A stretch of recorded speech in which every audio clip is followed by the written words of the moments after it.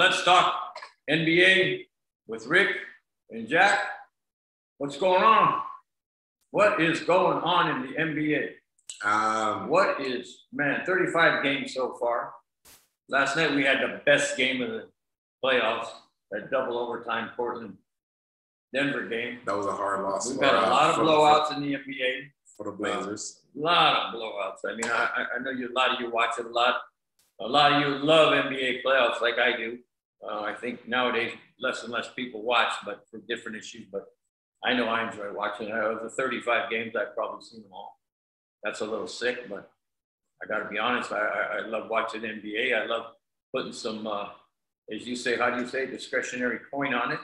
And out of those 35 games, I don't know, I probably got 5 wrong out of 35.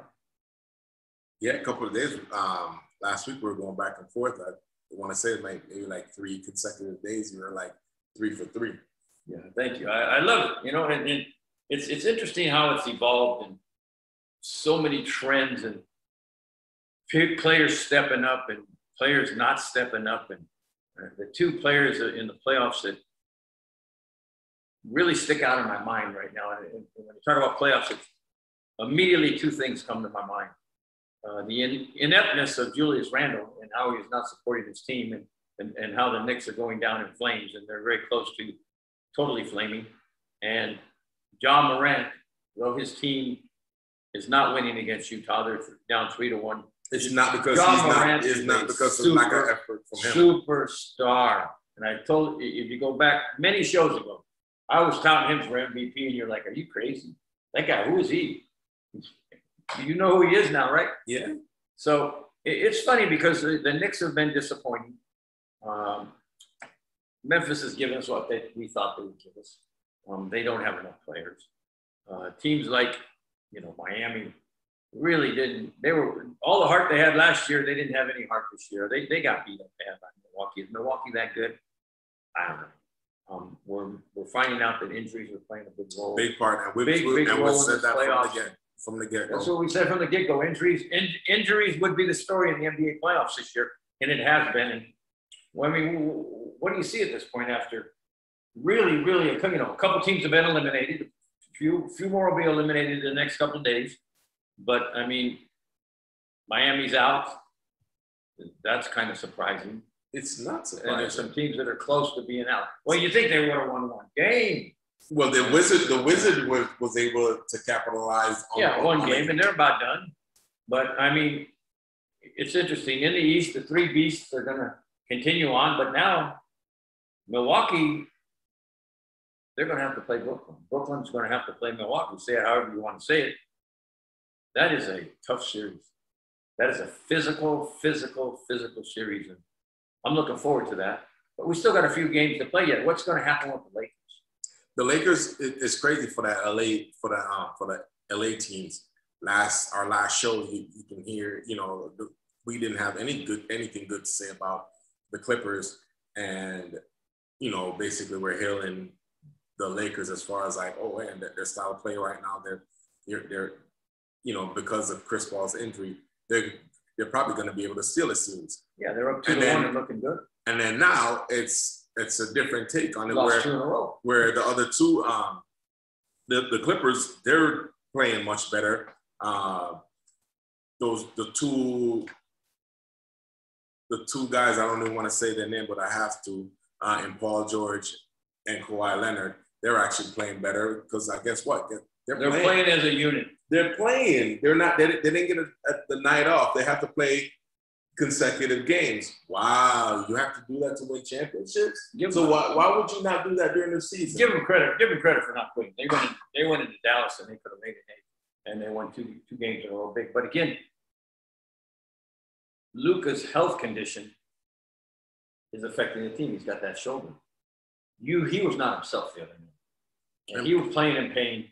And it affected Dallas. And from the game before when the Clippers won to make it 2-1, his shoulder started bothering him right through this area. Started bothering him about halftime. And Dallas has gone downhill since then. Dallas looks to be in a lot of trouble.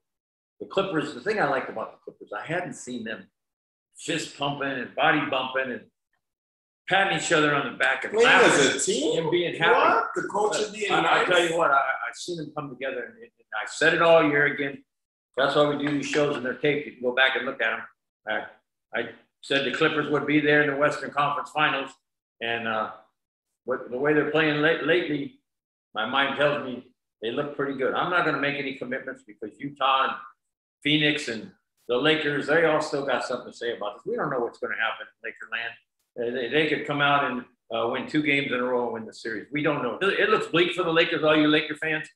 With Anthony Davis hurt and Caldwell Pope hurt, and their outside shooters not shooting. Kuzma has not showed up, man. We talked Kuzma. I've been saying for years the Lakers should have got rid of Kuzma. Again, he's disappointing the ball club, letting him down. Drummond has not played that well. I mean, he's in the middle there getting a few rebounds, but he has not played that well. Who's playing good on that team besides LeBron? And of course, Anthony Davis was playing great, but the legs have been a problem all year for Anthony Davis. The Lakers are in trouble. But saying that, we said last week, we said the Clippers were in trouble. Now we're praising the Clippers. So who knows what will happen by next week? Other than there'll be a lot of good basketball games and more injuries. There will be more injuries.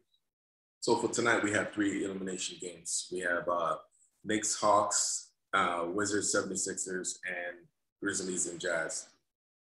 Who do you think is going to win tonight to prevent elimination? Again, it's all health driven. Dallas, for instance, has got to go into Clipperland and play the Clippers. Is Luka better? Did he get a couple days off, and does he feel better? What are they going to be like? I think the Clippers are going to continue on the trend, and I believe it's going to end up winning 4 straight games. I believe Clippers will win tonight. Something, the Knicks will get it up tonight. The Knicks will beat Atlanta at home tonight. They're due. The Knicks have not had a great game yet. They've let Trae Young dominate and his cast of characters. Atlanta has dominated. Atlanta's not that good of a team. The Knicks have played pitiful basketball. Yeah, but other than Rose. Rose has been great. But 32-year-old hardworking dude. I really like him. But I think the Knicks get it done tonight. And again, if Embiid doesn't play, Memphis has a shot. So I mean, tonight's games are still wide open. It depends who's playing and who's not playing. And before you make any bets, make sure you know if Embiid is playing. If Embiid's playing, it's all over. Philadelphia wins. And it's interesting. There's been a lot of criticism late of Ben Simmons. They're saying that a team cannot win the NBA championship with a guy who refuses to take a 3-point shot. And for a young man, they can't make free throws. So now they used to have Hack-a-Shaq and foul him. Now they got Hack-a-Simmons. Now they're fouling Simmons and putting him on the free throw line. This guy, he's got more talent than that. He can't shoot free throws. But everybody's saying it's not Embiid, it's not Harris, it's not all those role players. It's the fact that Simmons can't and refuses to shoot the 3, and you don't have to guard him when he's out around the perimeter. You can double Embiid and let Simmons shoot because he's not going to make it, and foul him and make him shoot free throws. Because he lacks confidence, and when you lack confidence, you can see lack of confidence ain't going to win championship. Well, guess what? At the end of the day, that's something that he's been working on. And at the end of the day, he needs to get better at it. So it's not like it ain't going to happen in the playoffs. Not this playoff. It ain't going to happen. And to me, I see 2 really strong teams in the playoffs. Milwaukee's very strong. Milwaukee has played great basketball. Let's see. Dante DiVincenzo got hurt. I don't think it's going to affect him. They got enough players. He's a good player, but it's not going to affect him. I think they're going to straight out beat Brooklyn. I know you disagree with me. Brooklyn's going to beat Milwaukee or no? I say Milwaukee wins that series. I like Brooklyn, but I think Milwaukee has a better matchup than, say, the Celtics did. Celtics? Yeah. What a bunch of losers. Celtics are Speaking of the Celtics, Danny Ainge, I guess, retired. So then now the person that you think wasn't even a good coach is now the interim GM there. Yeah, well, that's going to change. Wow. He may not even be the coach next year. Brad Stevens should have been fired 2 months ago. As far as I told you that. He lost that team. I don't care that he had this and all this. And the guy is not a good coach. He cannot control his locker room. I'm sorry. He may be a great X's and O guy, but Boston has been pitiful for several years now, and they continue to lose. They count on Tatum way too much. And I used to be a big fan of Boston. I'm no fan anymore. I think that's a pitiful organization. I really do. And Ainge, he knows why he retired. You're not getting the job done. It's time to say bye-bye. He's a big boy. He's a big man. He knows that it was time for him to get gone. And guess what? Brad Stevens is right behind him. If they make Brad Stevens a GM, I'll never watch a Boston game ever. Because the guy should be fired. Yeah, you will. No, I won't now. Yeah, you will. Well, if I watch it, I'll root against it. You know, I can't root for a team like that. And somebody had reminded me last year in the bubble, I kept betting on Boston. And they were like, if you hadn't bet Boston in the bubble, Rick, you would have made so much money. But you had this thing in you that you thought Boston was going to do it every game and they would fail you. The same thing this year. I didn't bet them this year. And they failed people. And I just don't like sports teams that let you down all the time. Kind of like the Ravens. They let you down all the time. I don't mean to, cross over into football. This is a basketball show. Same kind of thing. It's just a correlation. The Raiders find a way to be losers. I would go more along the Dallas Cowboys if I was going to go that route. Cowboys, yeah. Well, we'll talk about Zach Prescott and the Cowboys another day, but Milwaukee looks like the best team to me. Right behind them is, if Chris Paul is healthy, Phoenix looks pretty. Oh, really? Phoenix, the team that I've been talking about all year long. They're still there. Don't get cocky now. They haven't beat the Lakers yet. And then Utah's not bad. Utah really is the most complete team in the West. They got everything. Utah's got everything. Where's Utah weak? We'll see how they are when it comes to defending another team that has two great players. Because Denver has two great. You think Denver has two great players? No. Well, maybe. Because the Jokic is pretty darn good, and Porter Jr. is pretty good. Yeah, but Porter Jr. Aaron Gordon's pretty good. He's not consistent enough. And same thing with Gordon. Gordon coming over, yes, makes a big difference. I should say, was definitely an upgrade for the team. But to have a two-headed monster on a nightly basis that they have to defend, it's going to be a problem where they're such an offensive juggernaut that they don't even have to worry about defense. They're just going to outscore you.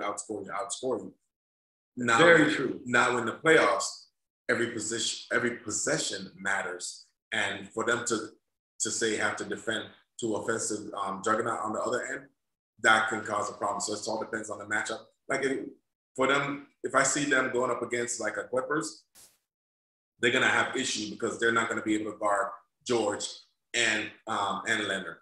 Whereas even with Phoenix, Booker is gonna get his, but it's all on the shoulder too of Chris Paul. And if Chris Paul is not 100%, that shoulder's not going to be and he's more of a facilitator. Can he score? Yes, absolutely. He still got it, but he's more of a facilitator. They still don't have a tandem, really. That hey, we got to guard those two guys, or we got to guard them honest. We got to guard them honest. Otherwise, we're going to get beat. Well, let's face it, as far as I'm concerned, the most talented team, and I've said this all year, the most talented team in the NBA is the Clippers. They have a roster that's unbelievable. The guys are sitting on the bench. The Clippers be starting for a lot of teams. And the Clippers are really, really a good team. Beverly's not starting them.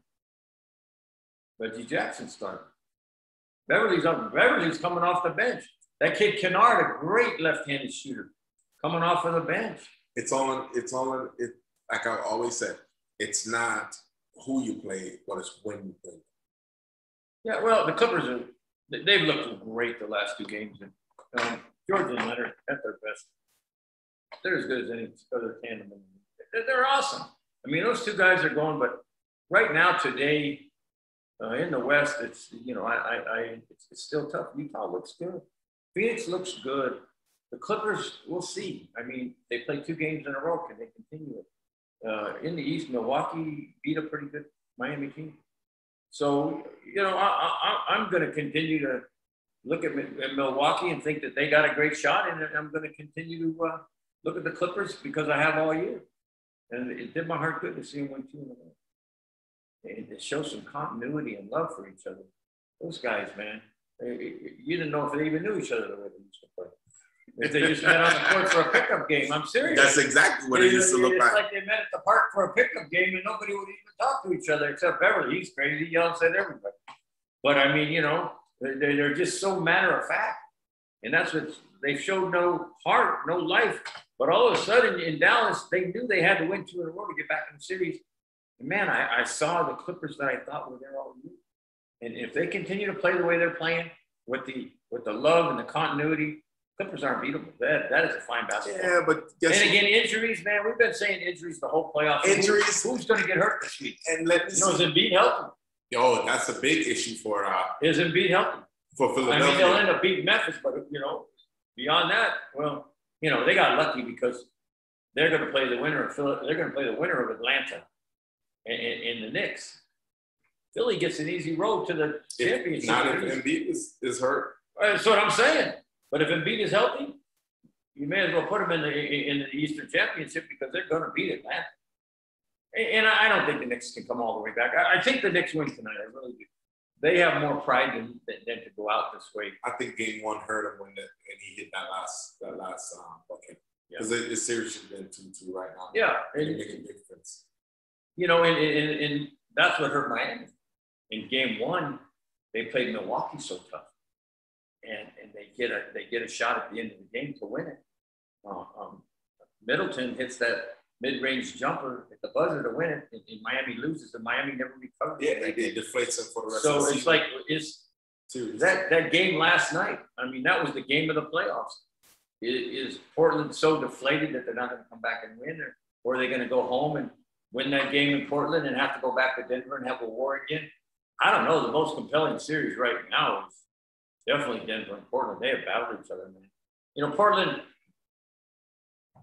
a little tweak of something. Portland could have won that game last night. It was so close. And then when it counted, what happened? They had Carmelo drop the ball out of bounds.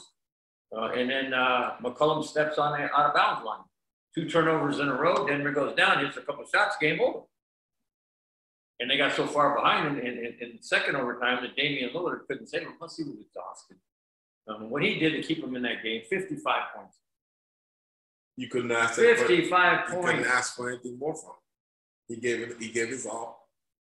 Well, they were saying it was the first time in playoff history that a guy had 55 points and 10 assists. It's crazy. 55 points and 10 assists. He's responsible for more than half of the points. Damian Lillard's the man. I mean, I've always believed in him, but to watch that game last night, that was a thrill. And all the commentators after the game on TNT, all agreed it was by far the best game in the first 35. It was an incredible game. It was a pleasure to watch. And as you know, we've had so many blowouts. The Lakers got beat by 30 last night. I don't care, man. This is a playoffs. To get beat by 30 it's not a championship team. Championship teams don't get beat by 30 points by anybody. The Lakers are reeling, and the problem is there's LeBron and, of course, supporting cast right now. And that's been the problem all year. Is AD going to come back? Well, maybe he will, but he won't be 100%. Hurt something else. AD's legs, Anthony Davis's legs have been hurt all year. It reminds me of Kevin Durant with Golden State the year that they lost when he couldn't stay healthy. He's basically going to come back and keep his legs healthy. And Davis can't keep his legs healthy. The unfortunate thing is he may hurry back and hurt himself really bad like Durant did out for a year. So I'm just hoping that Anthony Davis does the right thing, but the Lakers look hapless without him. I mean, even LeBron doesn't look himself. But they're doubling, tripling him because they know nobody else can shoot. Yeah, they're not. Dennis Schroeder, who was supposed to be a big facilitator for them, was 0 for 9 last time. He didn't make one shot. Kuzma, I think, made 11 points. They shot like 30-something%. Oh, embarrassing. Embarrassing.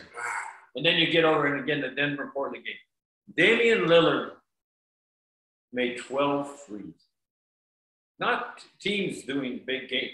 12 threes for a whole team in a game is really good. 12 threes for the team is great. Damian Lillard made 12 3-point shots. As far as I'm concerned, he's the best player in the league. People talk about Steph this and Steph that, and I will put Damian Lillard up against Steph Curry any day of the week. That guy is great. Do you think it's because he's not in a bigger market, or the NBA doesn't necessarily put his team on basically national games? Both. I think that he isn't in a big market. I think that Steph, the fact that he won championships and was very instrumental in those championships, put himself on the map so people are more apt to watch Golden State play and watch him play. They're not more apt to watch Portland play. But that guy, man, I never seen a guy shoot the three like him. And that's saying something because I never seen anybody shoot the three like Steph either. Those two guys are, in a class of their own. Yes, they are. Those kind of three, when you consider what the logo threes, they make it more than anybody else. And it's like they always have the distance is crazy. The go ahead. If they feel that they can shoot it, their coach is going to tell them go ahead and shoot it. Yeah, and it's a shame he doesn't have enough around him. He's got a pretty good team, and they're playing a tough Denver team. Who's been the best player in the playoffs so far? Who have you seen that has a great combination of, scoring and rebounding and assists and plays a little defense? Who's the best you've seen in the playoffs? It's got to be Ja right now. Ja's pretty good. Ja doesn't play much defense. Yeah, but Jokic is pretty good. That poor guy gets beat up. Because they're bigger guys, just like the LeBrons get beat up and they don't get because of their size. They don't get the calls on them when they get fouled. But it's part of the territory. Another person I like is Booker, of course. Yeah, about Donovan Mitchell. For Donovan Mitchell, I'm looking for Donovan Mitchell from last year when in the Denver series. He's getting that's where I see that's his ceiling, and he's not there yet. That guy was so incredible last year. That was a thrill to watch. That Denver that series between Utah and Denver was really something last year, and to watch Murray and Mitchell go at it right all the way to Game 7, and then of course Murray outplayed Mitchell in Game 7, but yeah, man. That's what I'm. Those kind of games are coming. There's some really great players in the NBA. There's still some great players. Giannis is a good player. Embiid has played very well in the playoffs. A little knee injury here. I hope he's okay. Embiid has played really, really good. I think that George and Leonard are really heating it up. Both those guys look really good. I need to see more. Luka, again, another great three-point shooter, great facilitator. There's some, this year more than ever, there's just some incredible ball players that are young. It is a youthful game, and these guys are only getting better. And you talk about Ja Morant. Man, that guy gets anywhere he wants. He gets into that paint, and he's not going to miss once he gets in there. No, and he has that confidence in any shot that he makes is going to go in. And that's what it reminds me of, not comparing him to Kevin Durant, but the feeling is anytime he has that ball, I think it's going to go in. And that's why when I, as a Knicks fan, I hated playing OKC because anytime Durant, anytime he has the ball, it was going in. And that's how I feel right now with Ja. Anytime he shoot as long as he's got the ball, it's going in. Second, another guy that we haven't talked about yet is Trae Young. He's been unbelievable. He has led Atlanta, and I know you watch the games because you're a Knicks fan. I'm sorry. I'm really sorry for you. But I like no. Even though I think the Knicks will win, because I'll bet my heart and I bet on the Knicks. The Knicks got a big shot tonight. They do, but for him, like Julius Randle, do they have a big shot? He put the team on his back, and you see it. He goes, he plays hard, he plays physical, and it's good to see with that hard work, he comes out on top. Yeah, whereas I see the Knicks, they're playing lackluster basketball right now, and they're getting outplayed by the Hawks. And the Hawks, if they do win, deserve to win. And that's me as a everybody that wins deserves to win.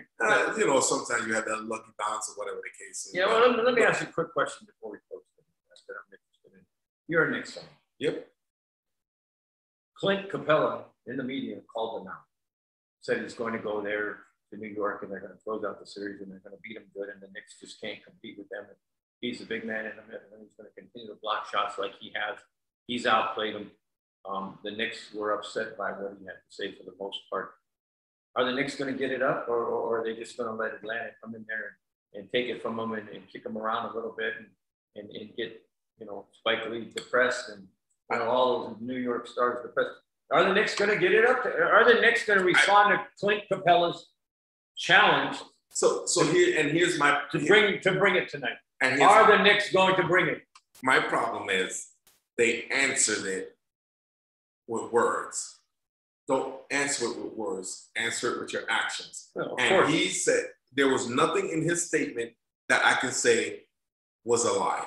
No, he's calling you out. Listen, he's saying it based on his performance. Everybody trash talks in the NBA. But it wasn't trash talk. He was telling you, this is what I've been doing, and I'm going to do it again in the Garden. So come with your best because I'm going to come with my best. So you guys have to bring it. Okay. And guess what? Show it, Knicks. Yeah, and by the way, Clint Capella is an average player in the NBA. So he can talk it all he wants. When he plays against a little better centers, he's going to get his you-know-what kick. But let us not forget, they unceremoniously got rid of him in Houston because he was lazy. Last year, he was on that team. They decided to go play small ball for the rest of the year because Capella, they couldn't count on him. So now he's a big man in Atlanta, I guess. But let us not forget the situation changed. I guess maybe Nate McMillan got him to hustle a little bit. But the bottom line is he took somebody's money and didn't play well. And that's the one thing that I'll never forget about Rondo. When he wanted around the NBA and they threw him out of Dallas because he refused to play and Mark Cuban told him, get out of my building. I don't forget that stuff. Because you know why? You take people's money. Well, you not only take the money of the organization, you take better's money. When Steve Nash took the Lakers' money. Same thing, yeah. But that's why, and I'm just making some, for instances, some examples of what I've seen, those type of things. Clint Capella means, as far as I'm concerned, he's a non-interest player. He doesn't interest me. Well, he blocked a shot and he went like this, however you do it. He did the Mutombo. Yeah, good for him. Yeah, good for him, copying somebody else. But I hope the Knicks beat him tonight and prove that they're not a bunch of patsies. I hope so, too. So good luck to your team. Great things to talk about in the NBA. We've got so much going on. Next week, you'll be able to find the result tomorrow of our conversation between what happens between the Knicks and Hawks tonight. You'll see our show tomorrow. But hopefully, you know, the Knicks get back in the series. And a lot of these guys get back in the series. We don't know what the Lakers are going to do. Injuries are playing a big part right now. Some of the great teams continue to play well. The Milwaukee-Brooklyn series is going to be compelling, believe me. Compelling. It's going to be some kind of series. But thanks for watching. Continue to look for the games. Before you make bets, watch the injury report. Don't play with your heart, play with your mind. Just watch it. The games will usually tell you who's going to win. So have a good time. Continue to watch NBA. Don't get your wife or your girlfriend mad at you for watching too much of it. I know I watch a whole lot of it, and people look at me sideways like, how much basketball is this guy going to watch? But anyways, thanks for tuning in. Thanks for liking us. Thanks for watching us at YouTube, WWDBTV, Roku TV, Apple TV. We appreciate you tuning in, being our fans, liking us. Share our show. Continue to share our show. Our audience is growing, and this show is helpful to a lot of people, and they thank us for that. I know we're not Rachel Nichols in the Jump and her whole crew she works with, but we're not bad. That's what we aspire to be, as good as the group they got at the Jump. Thanks for watching. Like and hit that subscribe button. Say something about basketball. Go Knicks. Go Knicks. Goodbye. Go Knicks. See you soon. You tell them Knicks goodbye. Thank you.